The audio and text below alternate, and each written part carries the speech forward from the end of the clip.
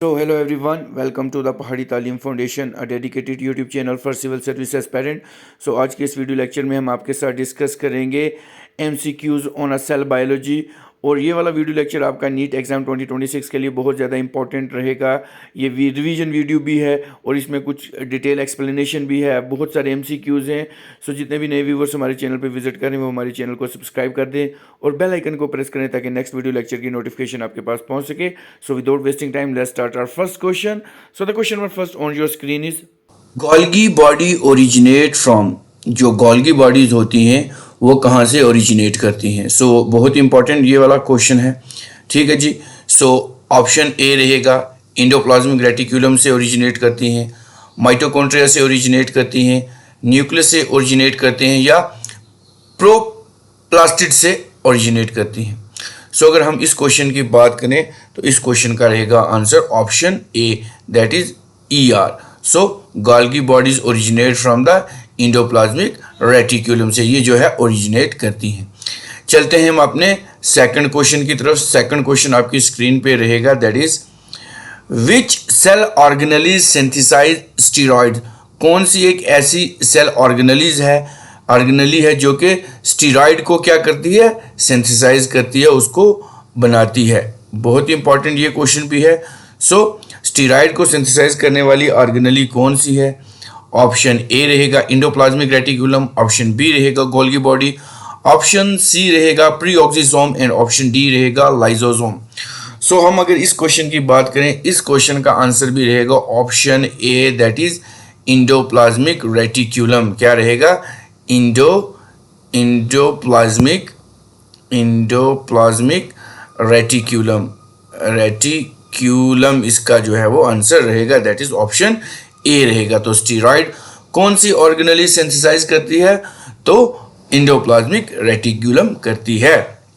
चलते हैं next question की तरफ। क्वेश्चन नंबर जो थर्ड है वो आपकी स्क्रीन पे रहेगा। Which of the following provide mechanical support. क्या बात है?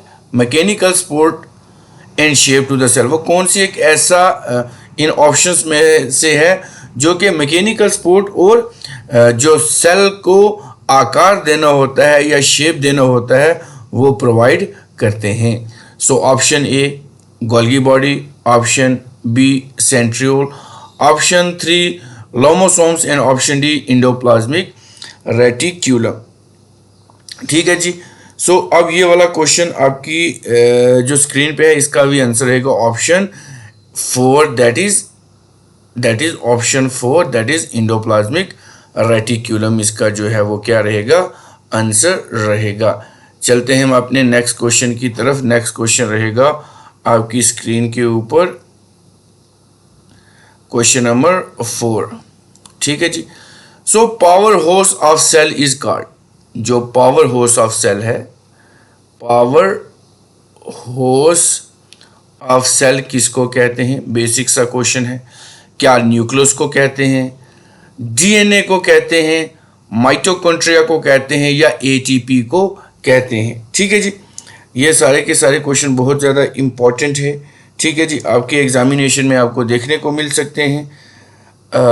तो हम अगर इस क्वेश्चन की बात करें,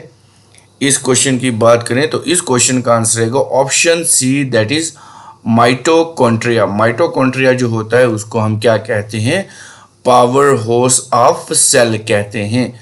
फिर अगर बात करें, कभी कभी एग्जामिनर पूछ लेता है कि ATP स्टैंड्स फॉर, ATP किसके लिए स्टैंड करता है? तो इसका आंसर रहता है एडिनोसाइन ट्राइफॉस्फेट, इसका आंसर रहता है। फिर कभी कभी एग्जामिनर DNA पूछ लेता है तो DNA stand for deoxy ribonucleic acid से इसका पूछते हैं। ठीक है जी। अब चलते हैं हम अपने फिफ्थ क्वेश्चन की तरफ। फिफ्थ क्वेश्चन आपकी स्क्रीन पे रहेगा। Hydrolytic enzymes are abundantly found in which organelles. जो हाइड्रोलाइटिक्स एंजाइम होते हैं वो बहुत ज़्यादा प्रेजेंट रहते हैं, किस सेल ऑर्गेनेली में प्रेजेंट रहते हैं? तो ऑप्शन ए रहेगा राइबोसोम, ऑप्शन बी रहेगा लाइसोसोम, ऑप्शन सी रहेगा ऑक्सीसोम एंड ऑप्शन डी रहेगा एंडोप्लाज्मिक रेटिकुलम। ठीक है जी। तो अब इस क्वेश्चन का आंसर रहेगा दैट इज ऑप्शन बी रहेगा, जिसको हम क्या कहते हैं, लाइजोसोम्स। लाइजोसोम्स इसको कहते हैं, और लाइजोसोम को ही हम कहते हैं सुसाइडल बैग। सुसाइडल बैग भी इसको हम कहते हैं। ये क्वेश्चन आपको आपके एग्जामिनेशन में देखने को मिल सकते हैं, बहुत इंपॉर्टेंट क्वेश्चन है। चलते हैं हम अपने नेक्स्ट क्वेश्चन की तरफ। नेक्स्ट क्वेश्चन आपकी स्क्रीन पे रहेगा, ये भी बहुत इंपॉर्टेंट क्वेश्चन है। Question number 6, which of the following set of cell organelles contain DNA. कौन सी एक ऐसी सेट है ऑर्गेनेली का जो कि क्या करते हैं, जो कि क्या कंटेन करते हैं, DNA, that is deoxy ribonucleic acid हमारा जो है वो कंटेन करते हैं। क्या माइटोकॉन्ड्रिया और प्रीऑक्सीसोम करते हैं, ठीक है जी। तो इसमें माइटोकॉन्ड्रिया तो करता है लेकिन प्रीऑक्सीसोम नहीं करता, तो ये क्वेश्चन भी गलत बन जाएगा। ऑप्शन सेकंड रहेगा प्लाज्मा मेम्ब्रेन एंड राइबोसोम। क्या रहेगा, प्लाज्मा मेम्ब्रेन एंड राइबोसोम। उसके बाद ऑप्शन डी रहेगा mitochondria and chloroplast, and option D रहेगा क्लोरोप्लास्ट एंड डिक्टोसोम। सो अगर हम इस क्वेश्चन की बात करें, इस क्वेश्चन का रहेगा option C, that is this third one, mitochondria and chloroplast. इन दोनों के बीच क्या होता है, ये ऐसे सेट ऑफ सेल ऑर्गेनेलीज हैं जिसके अंदर डीएनए होता है, ठीक है जी। क्वेश्चन देखें कैसे एग्जामिनर फ्रेम कर सकता है, कैसे पूछ सकता है, तो ये वाली चीज़ें हम सबको आनी चाहिए। अब नेक्स्ट क्वेश्चन आपकी स्क्रीन पे रहेगा, नेक्स्ट क्वेश्चन रहेगा आपकी स्क्रीन के ऊपर, क्वेश्चन नंबर 7 है ये। सो क्वेश्चन नंबर 7 आपकी स्क्रीन पे रहेगा, semi autonomous cell organelle is. जो सेमी ऑटोनोमस सेल ऑर्गेनेली है वो कौन सी है, option A mitochondria, option B ribosome, option C plasma membrane, option D peroxisome. So जो सेमी ऑटोनोमस ऑर्गेनेलीज होती हैं, सेमी ऑटोनोमस, तो इस क्वेश्चन की बात करें तो ऑप्शन ए रहेगा, दैट इज आपका ऑप्शन ए रहेगा, दैट इज माइटोकॉन्ड्रिया।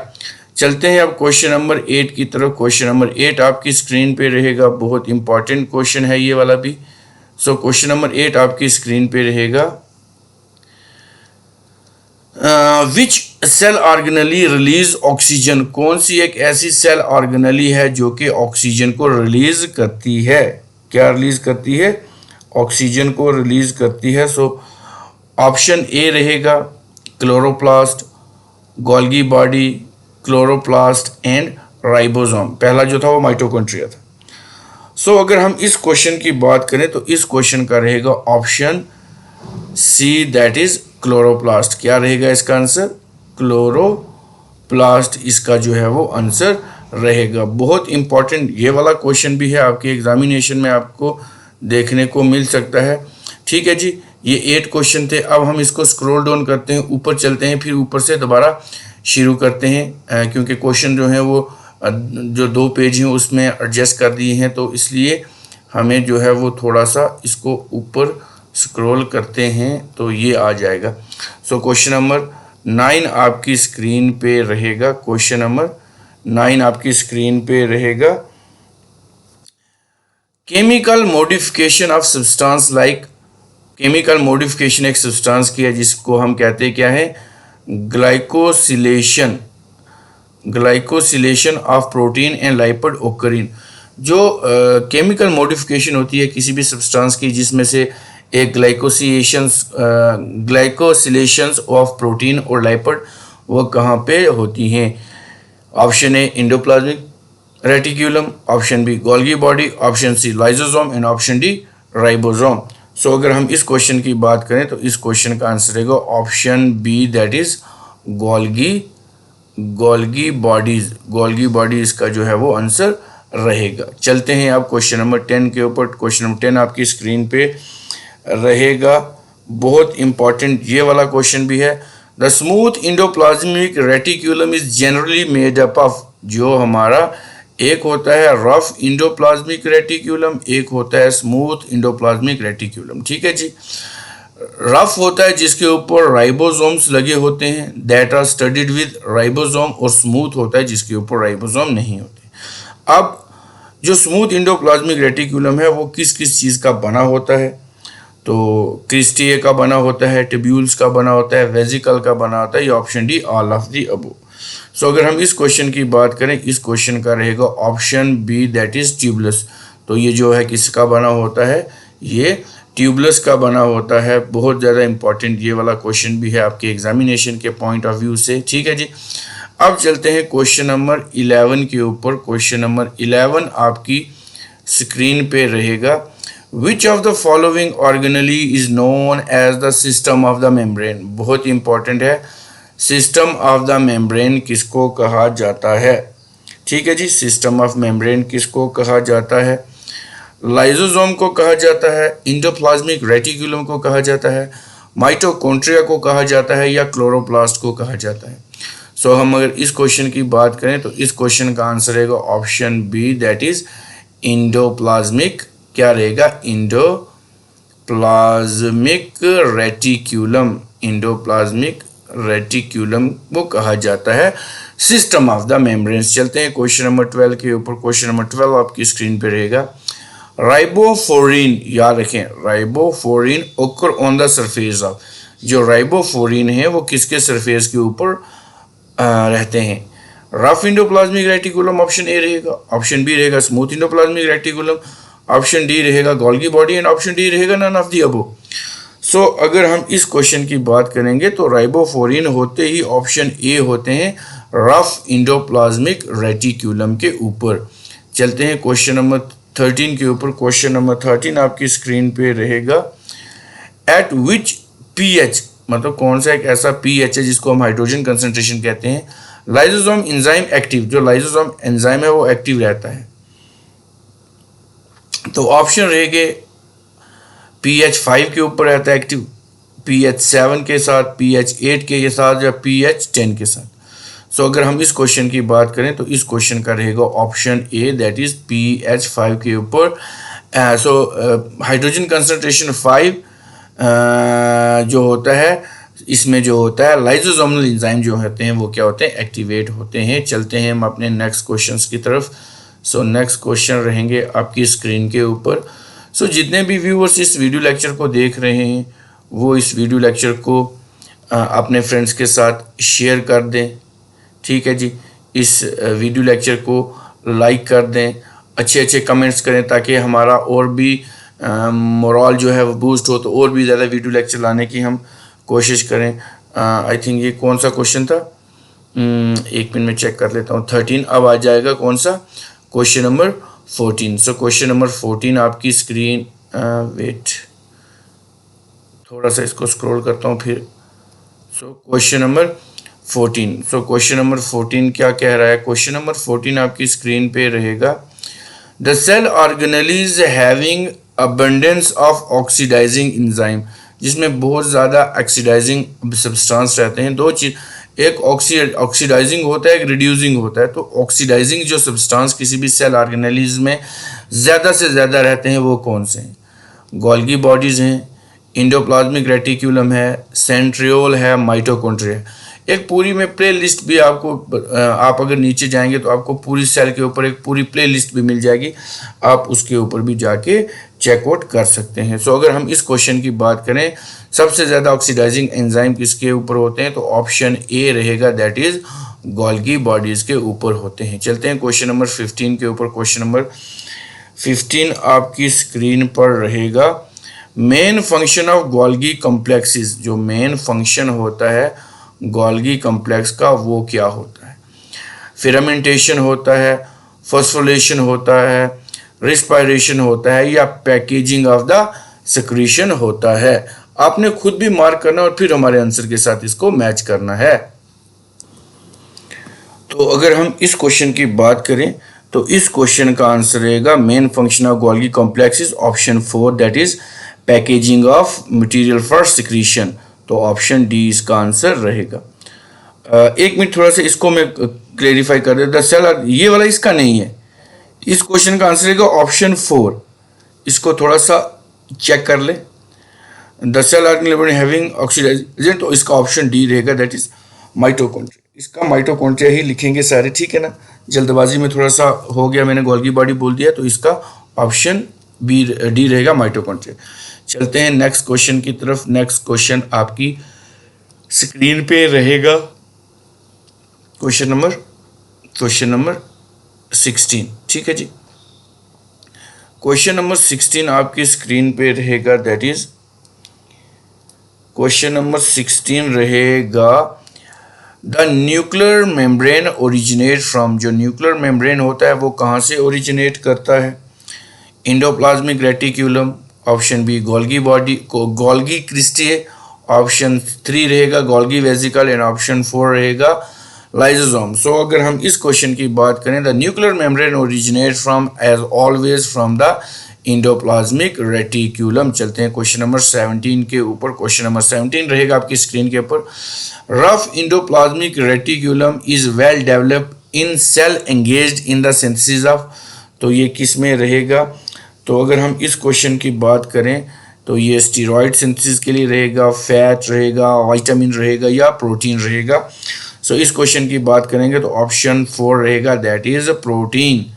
क्या रहेगा? Protein. So rough endoplasmic reticulum is well developed in cell engaged in the synthesis of, option D that is protein. Protein की सिंथेसिस के लिए रहता है। क्वेश्चन नंबर 18 के ऊपर चलते हैं। क्वेश्चन नंबर 18 आपकी स्क्रीन पे रहेगा, aerobic respiration is performed by, जो एरोबिक रिस्पायरेशन है वो किसके द्वारा परफॉर्म की जाती है? सो ऑप्शन रहेंगे माइटोकॉन्ड्रिया, ऑप्शन बी रहेंगे क्लोरोप्लास्ट, ऑप्शन सी रहेगा राइबोसोम, एंड ऑप्शन डी रहेगा Golgi body. So aerobic respiration is performed by option A रहेगा, दैट इज माइटोकॉन्ड्रिया। याद रखेंगे क्या रहेगा? माइटोकॉन्ड्रिया। थोड़ा सा माइटोकॉन्ड्रिया को थोड़ा सा एक्सप्लेन भी कर लेते हैं। सबसे पहले दो चीजें हैं, एक तो एरोबिक रिस्पायरेशन है, एक होती है एनारोबिक रिस्पायरेशन। एरोबिक और एनारोबिक में क्या होता है? एरोबिक होती है जो ऑक्सीजन के प्रेजेंस में होती है, तो एनारोबिक होती है जो ऑक्सीजन के एब्सेंस में होती है रिस्पायरेशन। अब थोड़ा सा मैं नीचे वाइट स्पेस ले लेता हूँ यहाँ पे, तो यहाँ पे मैं माइटोकॉन्ड्रिया को थोड़ा सा डिस्कस कर लेता हूँ, ठीक है। क्वेश्चन काफ़ी हैं लेकिन डिस्कशन भी ज़रूरी है। सो सबसे पहले तो माइटोकॉन्ड्रिया जो है उसको हम क्या कहते हैं? पावर हाउस ऑफ सेल कहेंगे। क्या कहेंगे? पावर हाउस ऑफ सेल कहेंगे। एक पॉइंट ये पड़ेगा इस वजह से। सो या इसको कहते हैं पावर हाउस ऑफ सेल और एनर्जी कन्वर्टिंग ऑर्गेनेलीज। क्या कहेंगे इसको? एनर्जी कन्वर्टिंग ऑर्गेनेली कहेंगे। एज ऑक्सीडेशन ऑफ फ्यूल ओकर, यहाँ पे क्या होती है? ऑक्सीडेशन ऑफ फ्यूल जो है यहाँ पे ओकर करता है। So resulting in the release of chemical energy, so this energy is stored. ये जो एनर्जी होती है ये किस फॉर्म में स्टोर होती है? In the form of ATP. अब एटीपी क्या मैंने बताया था? Adenosine triphosphate. क्या होता है? ट्राइफॉस्फेट इसको हम कहते हैं, एडिनोसाइन ट्राइफॉस्फेट कहते हैं, जिसको हम क्या कहते हैं? एटीपी यहाँ पे बनता है। अगर माइटोकॉन्ड्रिया की बात करें, ATP molecules are shift to, ये जो एटीपी मॉलिक्यूल होते हैं ये कहाँ पे शिफ्ट करते हैं? ये जाके शिफ्ट करते हैं साइटोप्लाज्म में। साइटोप्लाज्म में ये शिफ्ट करते हैं। So that is the chief site of their utilisation, जो कि इसकी क्या है? चीफ साइट है यूटिलाइजेशन की। उसके बाद अगर माइटोकॉन्ड्रिया की बात करें, सेमी ऑटोनोमस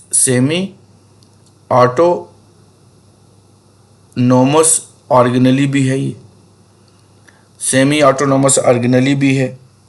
इसके बाद इसके अंदर क्या होता है? डीएनए कंटेन करती है ये।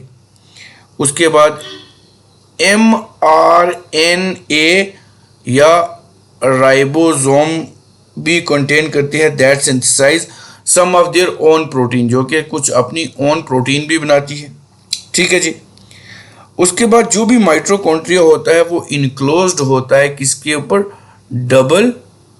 डबल मेम्ब्रेन के ऊपर। ये क्या होता है, each mitochondria is enclosed by the double membrane involve के साथ ये होता है। उसमें दो होते हैं, एक outer होता है और एक इनर होता है। और फ्लूइड उसके बीच जो होता है, जो फ्लूइड इसके बीच होता है उसको आप देखेंगे क्या बोलते हैं, मैट्रिक्स बोलते हैं। उसके बाद there is a two layer, एक इनर मेम्ब्रेन होता है, हैज अ मैनीफोल्ड, जिसको हम क्या कहते हैं, क्रिस्टीय कहते हैं। क्या कहते हैं, क्रिस्टीय कहते हैं। बहुत इंपॉर्टेंट है, ये भी आपको एग्जामिनेशन में देखने को ऐसी चीज़ें मिल सकती हैं। देखिए, सेल ऑर्गेनेली एक इतना बड़ा टॉपिक है, पूरा हमारा जो क्या कहते हैं साइटोलॉजी है इसके ऊपर। तो ये आस्ते आस्ते हम ये जो साइटोलॉजी है इसके ऊपर और भी वीडियो लेक्चर आएंगे। आपके टाइप ऑफ सेल बताएंगे, जिसमें प्रोकैरियोट्स आता है, यूकैरियोट आता है, जिनके उसके बाद प्लांट सेल के बारे में बताएंगे, एनिमल सेल के बारे में बताएंगे। एक क्वेश्चन आपके लिए रहेगा होमवर्क के लिए रहेगा, मुझे ये बताएंगे कमेंट बॉक्स में कि क्रोमोसोम जो टर्म है ये किसने कॉइन करी है, ये मुझे आप सब के सब कमेंट बॉक्स में इसका आंसर बताएंगे। ये वीडियो लेक्चर आपको कैसा लगा आप हमें कमेंट करके बता सकते हैं। इस वीडियो को ज़्यादा से ज़्यादा लाइक करें, शेयर करें और हमारे चैनल को सब्सक्राइब कर दें। मिलते हैं एक नए लेक्चर के साथ। Till then take care, good bye.